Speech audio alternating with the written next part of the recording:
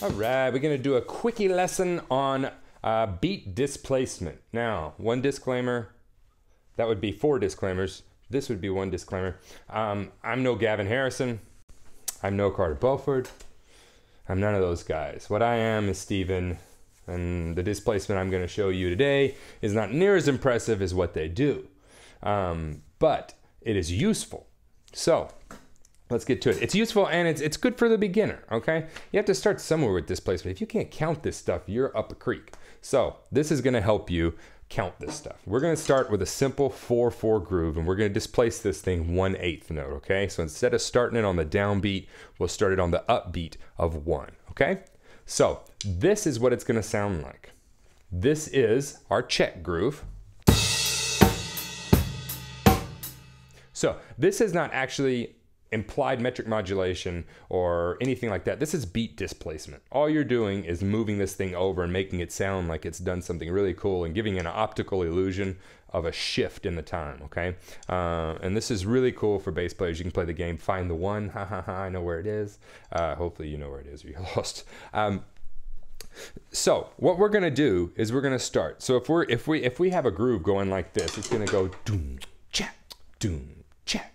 1 and 2 and 3 and 4 and 1 and 2 and 3 and 4 and 1 and 2 and 3 and 4 and 1, 2, 3, 4. Okay, I don't play because if I play, my mics go nuts and it's really hard to edit. So sorry.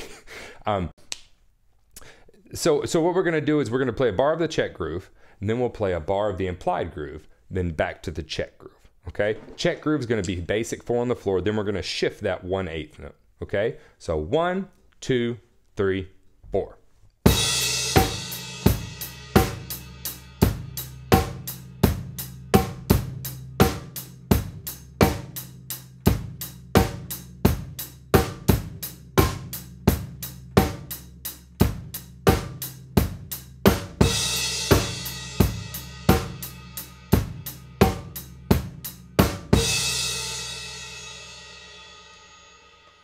Now that is essentially what we're gonna be doing. It's that simple. What you wanna do is carry it on a little bit longer so you really get the feel, but the whole time I'm counting 1, 2, and the beat has just been displaced, okay? So I'm gonna play it a little bit longer, and then I'm gonna go into the kind of the implied displacement that I'm doing.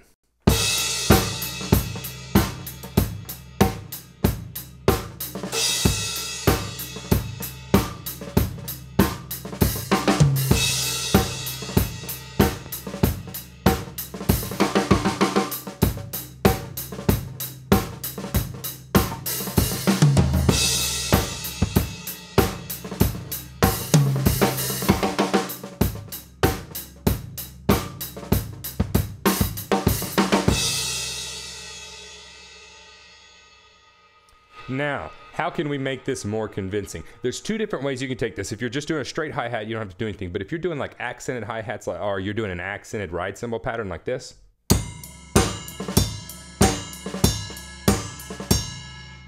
or like this,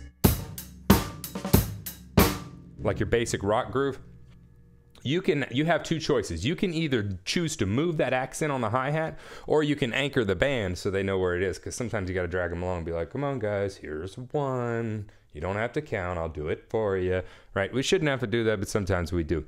So an easy way to keep this thing danceable would be to keep the accent on the downbeats, like this.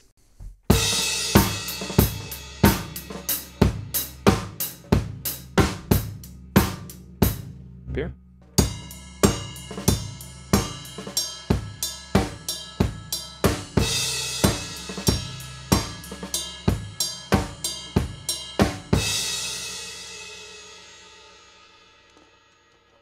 You also, if you want to fully displace that beat, you have the option of actually displacing that accent too, and so that completely, you've taken all of your groove and displaced it, so nobody's got an anchor, okay? Sometimes if I'm on the ride cymbal, I'll play downbeats here, and I'll actually displace everything over here so everybody knows where 1 is, and sometimes I don't give a crap. I'm like, hey guys, find it. How about that now? Bam!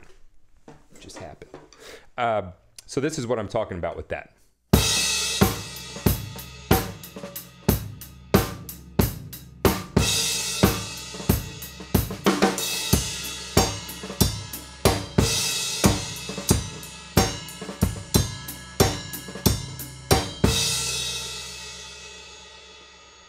So there we've gone into the full displacement and everything is actually shifted over. You just always, I can't stress that enough, how much you have to know where you are if you're gonna go do this. You can't do this and drop a beat. You can't do this and go, you know, flubbing out and try to fill out of it and fill out and make the new one the actual.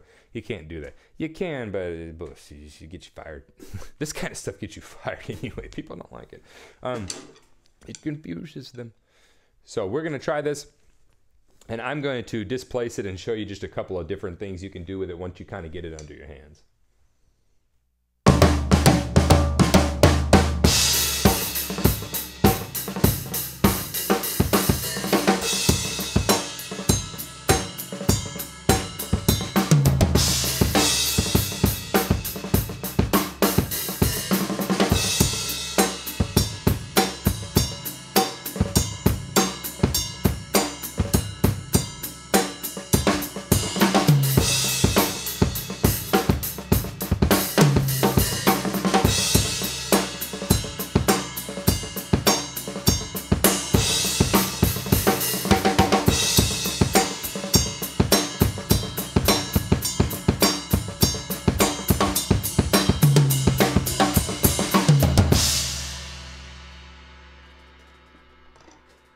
And that's it, a beginner beat displacement. Again, you got to start with something simple like that before you can go counting these crazy time signatures like Gavin. Gavin's just a beast. That guy just like can splice time in his head like a madman. So go practice that whenever you got it down. I'll have another one up on a little bit more advanced. So peace.